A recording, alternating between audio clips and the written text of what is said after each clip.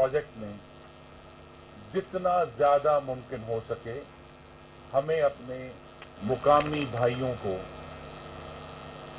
नौकरियां फराहम करनी। सबसे बड़ी बात अहम ये है।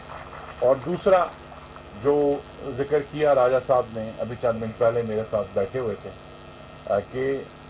जिस कीमत पर ज़मीन खरीदी गई है, एमडी साहब उस मामले में भी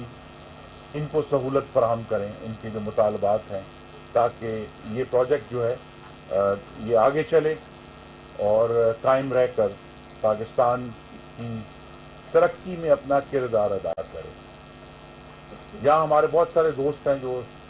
ये सवाल पूछेंगे इस प्रोजेक्ट से क्या कोई बिजली सस्ती हो जाएगी? फौरन नहीं होगी, लेकिन मेरे भाई और बहनों, हमने सस्ती बिजली की बुनियाद रखी है, क्योंकि ये जो पानी से बनने वाली बिजली के 5000 मेगावाट के प्रोजेक्ट्स हैं, जिसमें नीलम झेलम है, सुखी किनारी है, कोहाला है, करोट है, आज़ाद पतन है, मोहाल है, ये सब के सब मंसूबे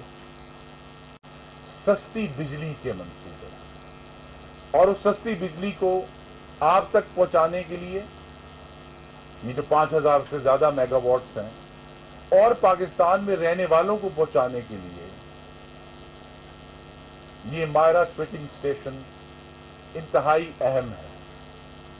और आज के बाद जिसको मायरा का पता नहीं था, पता चल जाएगा कि इस नाम का कोई इलाका यहाँ पोठोहार में मौजूद है।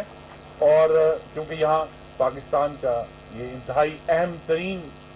स्विचिंग स्टेशन, जिसका बजा तौर पे एमडी साहब ने जिक्र किया कि जो ग्रीन एनर्जी है, एक ऐसी बिजली पैदा होगी जिसको पैदा करने के लिए